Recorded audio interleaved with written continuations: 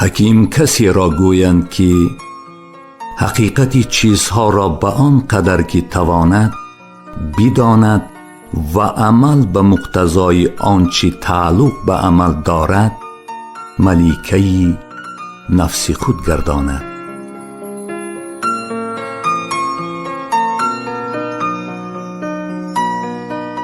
خوشان که به ترک حظ فانی بکنی، تدبیر بقای جاودانی بکنی، کوشش بکنی و هرچی بتوان دانست دانی، پس از آن هرچی بدانی بکنی.